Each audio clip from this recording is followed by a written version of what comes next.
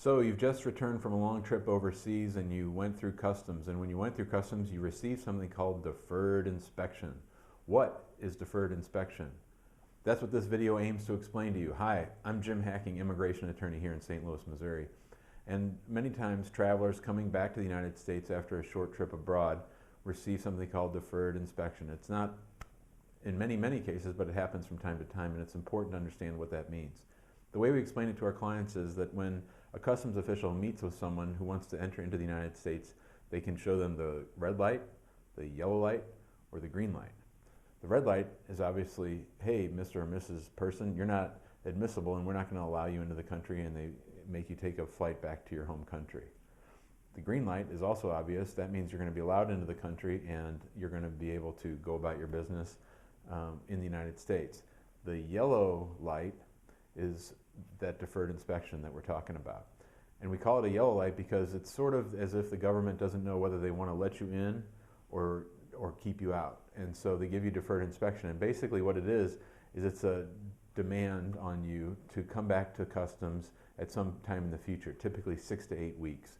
And they'll give you a card that looks like an I-94, and it'll have the date stamped as to where you're supposed to go and when you're supposed to return there. And typically they'll explain to you what it is that they want you to bring with you back when you come back to visit. So it's not a true entry and an admission into the United States, and it's also obviously not sending you back overseas. It's sort of like a no man's land, and during that time period you're legally not in the country for purposes of immigration. We had a call one time from someone who was out of state and was coming back to St. Louis for deferred inspection, and she had no idea that she was in fact going to be put into removal proceedings because the matter that she had that they had flagged was a criminal matter, and it was something that rendered her not only inadmissible but also deportable. So deferred inspection can be a very serious thing if the charges that made them ask for deferred inspection are serious. And so it's important, if you get deferred inspection, to make sure you talk to an immigration attorney.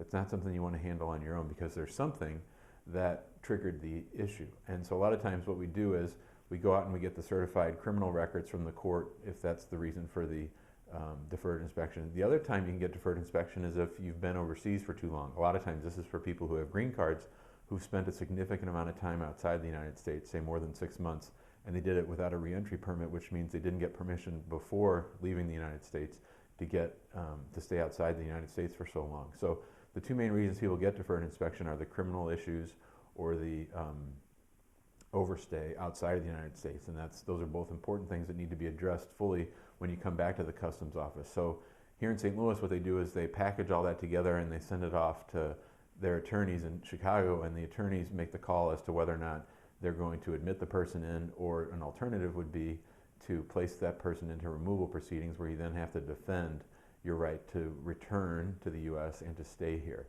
So deferred inspection can sometimes lead to removal. It's obviously a very serious thing. If you have received deferred inspection, or if a family member has, make sure that you go to an attorney as soon as possible, because there's a lot of investigation that has to be done and research that has to be done to make sure that your loved one or yourself are admissible. If you have any questions about deferred inspection, don't hesitate to give us a call, 314-961-8200, or you can shoot me an email, jim@hackinglawpractice.com. Thanks a lot.